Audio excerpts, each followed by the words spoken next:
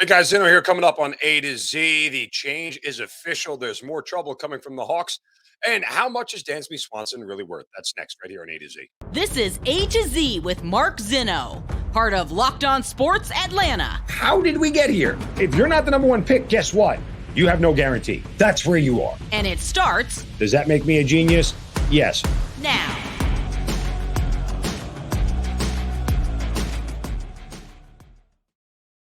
Good afternoon. Welcome to A to Z here on Locked On Sports Atlanta, where today I tell you not much is actually changing. Welcome in. We are live here on this Friday, a football Friday. We've got so much to get to here. There is news with the Atlanta Hawks. What is Dansby Swanson really worth? But of course, we will start with Desmond Ridder and the Atlanta Falcons. But first, reminder to give you guys a follow us on Twitter at Locked On ATL. I'm at Mark Zinno, MarkZinno. Make sure you guys subscribe to the YouTube channel and then download that Roku TV, Amazon Fire Stick, wherever you get Roku TV. Check out all the shows on Locked On Sports Atlanta. Okay, it is out. NFL Network reported it yesterday. I can confirm that from my own sources that we knew this was coming for Desmond Ridder, and he's going to start against the Saints a week from Sunday. Now, a couple of things here. As we indicated at the beginning of the week, that the winds of change were blowing and Arthur Smith was ready to do this. And, here we are. There are two things that I'd like to focus on. One is the short term. And in the short term, people are starting to already assert what is going to happen and how the Falcons are going to play this and what Desmond Ridder is going to be and this, that, and the other. Guys, the Falcons' game plan will not change with Desmond Ridder at quarterback. If anything, they will run more.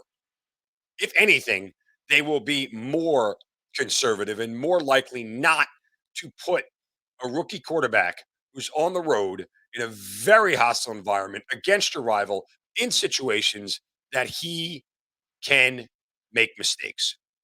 Arthur Smith will be very, very careful about that. He'll be very, very careful about what he's going to ask his quarterback to do. I'm not saying he's not going to take chances. I'm not saying that he's just going to, run into the line 3 straight times and then punt the ball away. That's not what I'm saying. What I'm saying here is that you will see a very similar game plan because, one, that's the offense that Arthur Smith runs. And two, he is very good about limiting the opportunities for mistakes for his quarterback. And we saw that with Marcus Mariota. And so Desmond Ridder is now going to take over, and Falcons fans are trying to, assert what he's going to do and how he's going to play. Chill. Just watch the kid play without expectation, And people make the expectation of, well, if you can complete a pass 15 yards downfield, then we'll be fine. And I'm like, yeah, okay, there is that. I think you're fair for saying that, but I also think that, that's not exactly a bar that you need to clear. Like, I think all you should be looking for is, can the kid command the offense? We talked a lot about pre-snap reads, right, with Desmond Ridder and why Arthur Smith sort of deemed that he wasn't ready early on. I can also confirm that Arthur Smith spent the last couple of weeks throwing a ton of extra crap at Desmond Ridder in practice to get him ready for this, knowing that this was like, at some point in time he had to get ready for this. So he's been overloading him a little bit with stuff to make sure that he is as ready as he can be. Look, and this is not an easy environment for any quarterback. New Orleans is still one of the toughest and loudest places to play in the NFL. And as bad as the Saints are, doesn't matter. That crowd is going to be juiced for the Falcons. It always has been. It always will be. That's just part of the deal. So let's take it easy on what our expectations are. I just want to see him be able to command the offense, look like he's not overwhelmed. I don't mind if he misses passes. Is he going to throw a pick? Maybe. Who knows? It's hard to tell. A lot of things go into interceptions that necessarily have nothing to do with, the quarterback per se. But let's see how he commands it. Now, the other part of this is in the short term is what people are asserting about the long term. And already they are trying to figure out, if this is it, then we can draft a good, if we got the guy, then we don't have to draft a quarterback. We don't have the guy, we don't have to. Settle down. Desmond Ridder's going to be on the team next year, no matter what. Can't say the same about Marcus Mariota, but Desmond Ridder's going to be on the team next year, no matter what. And his position on the team, I would argue, even if the Falcons did draft a quarterback, that Ridder might be the de facto starter going into training camp. Like, can we not do this thing where we rush to figure out the next 3 to 5 years of the Falcon seasons based off of 4 games from Desmond Ridder? Like, that to me seems, a little bit, I don't know, out over your skis.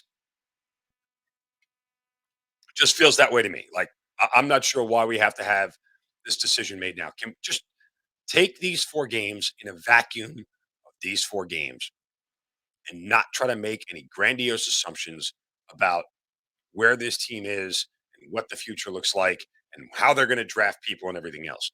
Because guess what, guys? There is a legitimate chance that after these 4 games, you don't really know much more than what you know right now. And oh, by the way, there is an absolute chance that he could stink it up in 4 games. We don't know. I'm not hoping for it. I'm not saying it's going to happen. I'm just saying the chance is there, right? Go look at Josh Rosen's first 4 games. Didn't go over so well. I mean, not. And again, I go back to the other examples. Look at Baker Mayfield's first 4 starts in Cleveland. Thought they had their guy. Where's he right now? Winning games in Los Angeles and the Rams, showing up 2 days ago. Go figure. On his third team already. But the point simply is don't do that. Can you just chill with these grandiose and trying to write the ending of this story before it's even started? Take each game in a vacuum. Take each game, put it side by side, and compare them. Did he get better from the game before? Did he get worse from the game before? I have a whole lot of faith in Arthur Smith. I have a whole lot of faith in this coaching staff.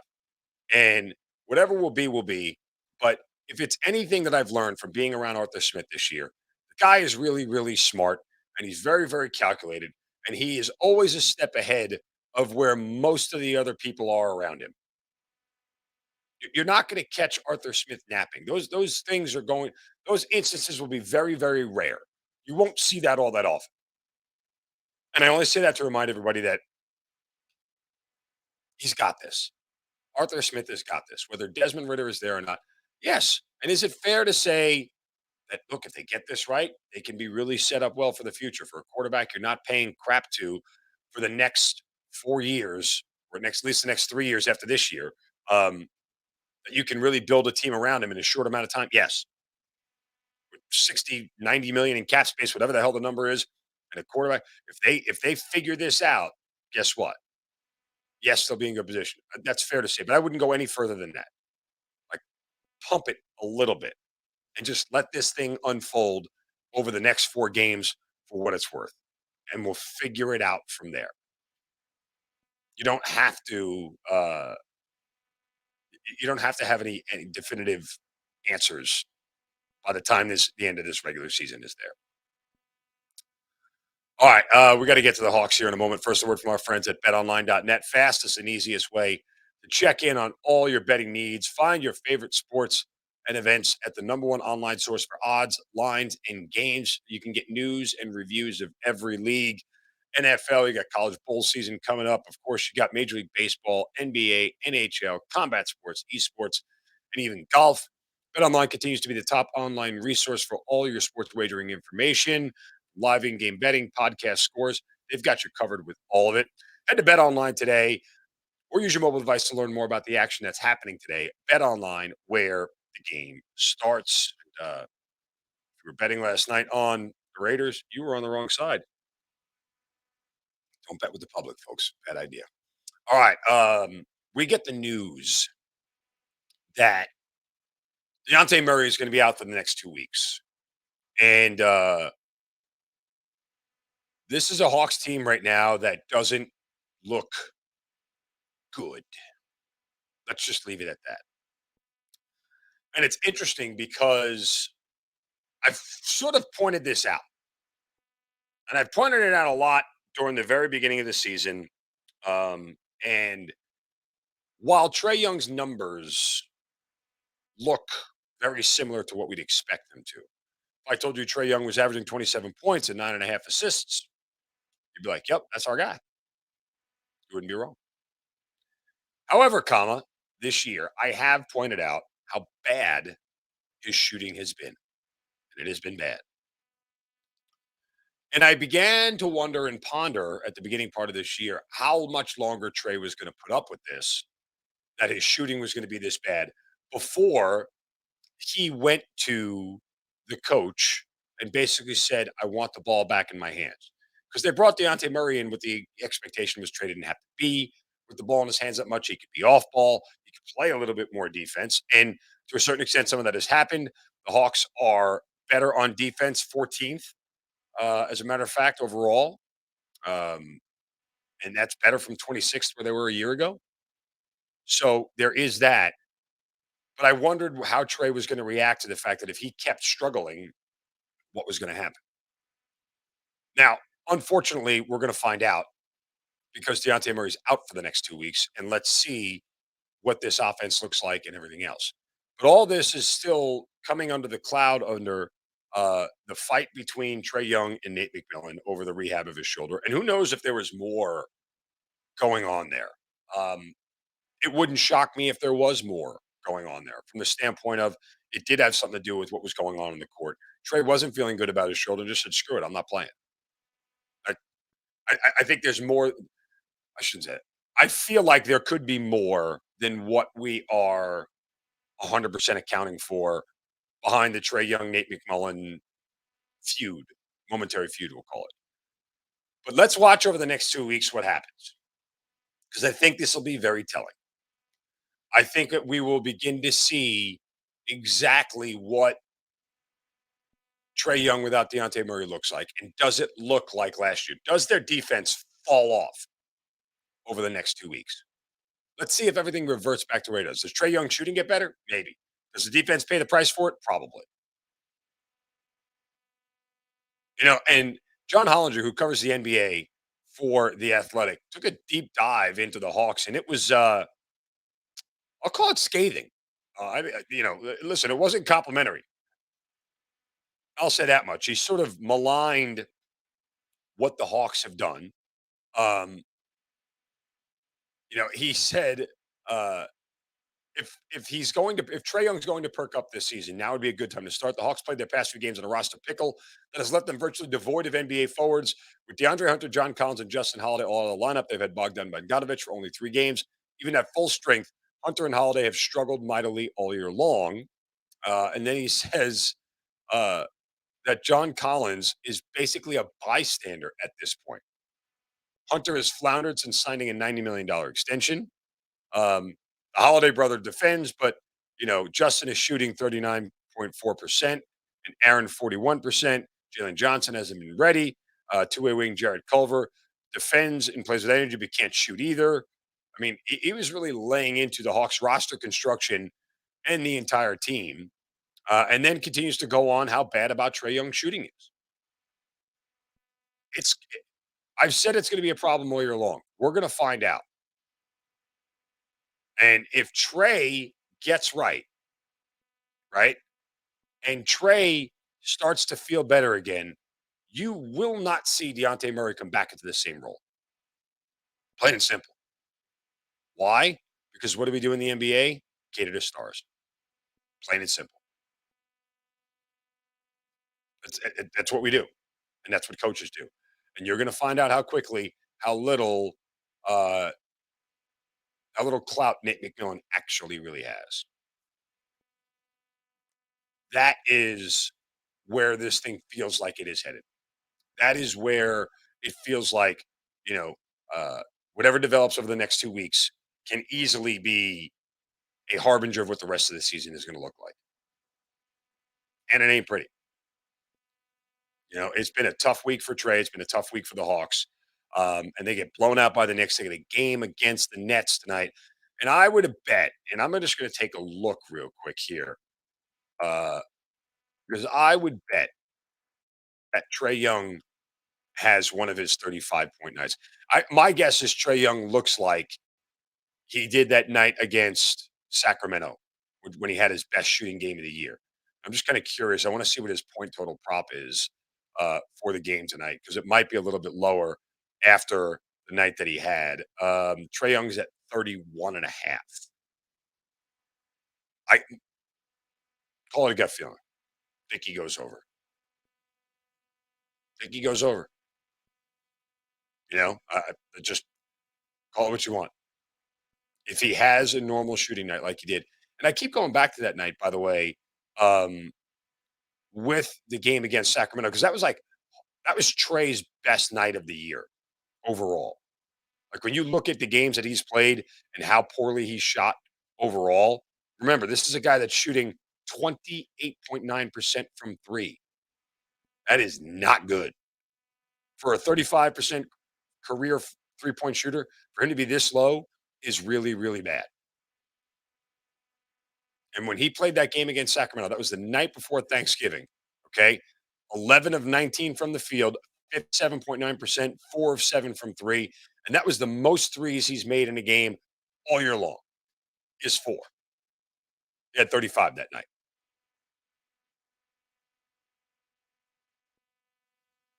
So, that's the highest scoring output he's had of the year. I'm sorry, second highest. But still,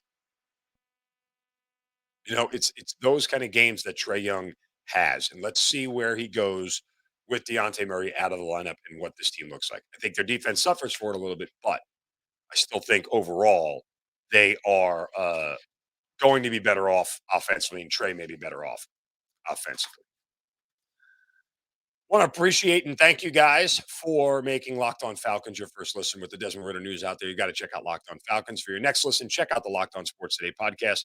The biggest stories of the day, plus instant reactions, big game recaps, and the take of the day. It's available on the Odyssey app, YouTube, and wherever you get your podcast. I want to get some interesting thoughts here on Dansby Swanson and what he's really worth. Plus, we'll get some football picks in here before the end of the show. But now it's time for a Shovel of Wisdom.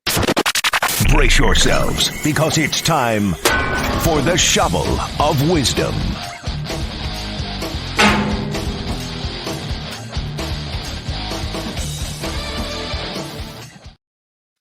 Yeah, you know how we do it every day. We have to reward somebody for saying or doing something stupid, and we'll do so right here with the Shovel of Wisdom. You can do so on my Twitter account, at Mark Zinno, MarkZinno. Just use the hashtag Shovel of Wisdom.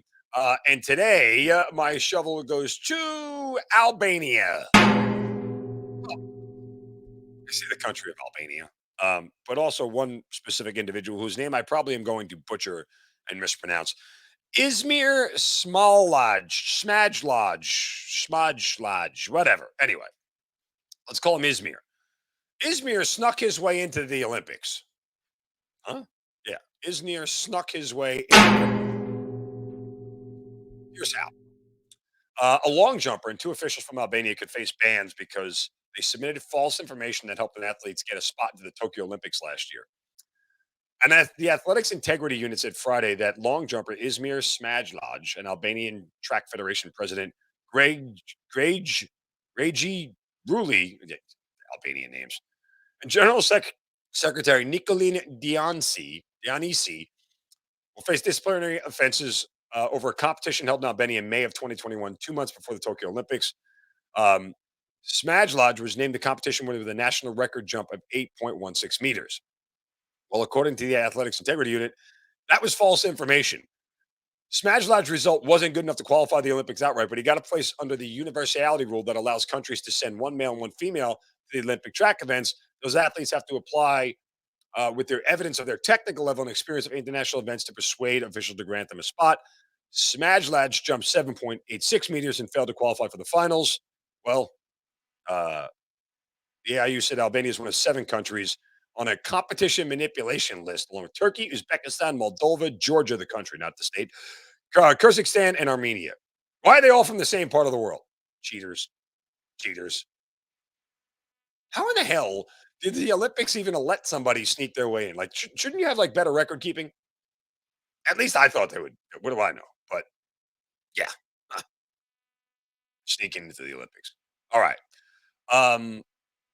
Major League Baseball free agency is away and running. We talked a little bit about this yesterday. And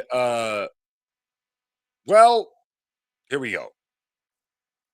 Dansby Swanson is still on the market. By the way, the Mets just agreed with the contract of Brandon Nimmo late last night. 8 year, $162 million.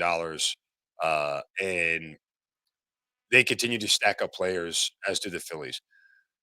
Look at this. When you're trying to figure out what the Braves are worth, Trey Turner, okay, got $300 million from the Philadelphia Phillies.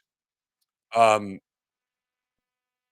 Bogarts got $280 million as a free agent. I guess the simple question is Dansby Swanson not worth half of that? Right? Like objectively, let's look at this. If those guys got 10 years and 11-year deals, okay, and they got $300 million and $280 million, are you saying to me that Dansby isn't worth 14 or 15 million, like 150 million a year over 6 years? Because that would be the simple math of the whole thing. It was $100 million that they turned down, that Dansby turned down. I think the counter back was 120 from Dansby's folks, and then the Braves said no thanks. And now you're in a situation here where the guy wants 20, 30 million more than that. And the hang up for the Braves is 1 year. Isn't this the same reason they lost Freddie Freeman? Right? Like, how are you going to repeat the same mistake? If what got Freddie Freeman away from you was 1 extra year, now you're going to let Dansby Swanson walk out the door again for 1 extra year? I mean, from a market standpoint alone, Dansby is worth half of what those guys, what Trey Turner and Xander Bogaerts signed for. And if Carlos Correa is going to get $300 million, objectively, as maybe the fourth or let's say fifth best shortstop in the league, behind those guys, call them top. Let's just call them top 7 or 8. If those three guys are top three, and you put Dansby at 6, call him top 6, isn't he worth half that? Like just objectively based off of numbers, because it feels like he is. And the fact that the Braves are stalling over a 6th year feels like a bad position. And yeah, aren't the numbers very similar to what Freddie Freeman wanted and got? I mean, like, I feel like we're making the same mistake all over again. You know, um, Freddie got 5 years, $162 million, and essentially Dansby wants 6 years for 150 million. What are we doing here? Like, you let Freddie walk out the door because he wanted a 6 year, and you only wanted to give him 5, and he's older, so that makes sense. I get it at that point in time. Freddie Freeman was 32, and Dansby is 28. So, I mean, I don't know where the disconnect is in the front office. This is perplexing to me. The more you start to dive into this and think about it objectively, about where this thing is, yeah, make it make sense. Stop haggling over the 6th year. And maybe organizationally, the Braves say, look, if we do a 6-year contract, once, we're going to start to do it for everybody. Okay. I mean, welcome to Major League Baseball, folks. This is how contracts go in this sport. And the Braves could say they don't want to play, and Alex Anthopoulos will figure it out, and he'll make it work because he always does. But as we've talked about all week long, replacing that dude is hard. Forget the production, just replacing that dude who is the right fit in this organization is really hard. Very, very hard. All right, before we get out of here for today and the weekend, let's get to some NFL games that I am on this week. Top of the list, New York Jets at the Buffalo Bills. Jets are getting 9.5 points. It is unreal. I know it's a revenge matchup. Bills dropped the earlier contest between these two teams. But for the Bills to be laying this much, we're still overvaluing the Bills in the marketplace. And the Jets have one of the stingiest defense in the league. And you're giving me that defense getting 9.5 points, especially when the Bills failed to cover, is more than a touchdown favorite against the Jets, the Lions, and the Packers already this season. Bills have not been a great cover team. I think they're 4-8 against the number this year. I'll take the Jets and the points. Give me the Tennessee Titans here. What feels like a must-win spot for them. Their grip on the AFC South is still pretty firm. They're not going to lose the division. They just fired their GM, so things seem to be a little bit panicky, if you will. But this is a must-win spot after losing the last two games. And despite the fact that Jacksonville's remained competitive, Derrick Henry has beaten up the Jaguars as of late. He's reached at least 130 yards in 3 of the last 4 games against the Jags. I expect a heavy dose of him on Sunday. He's been shut down the last 2 weeks, been held out of the end zone. Don't necessarily love laying the extra hook at 3.5 here, but with Trevor Lawrence banged up after his game last week, I expect the Titans to take out some physical revenge on the Jacksonville Jaguars and beat them handily.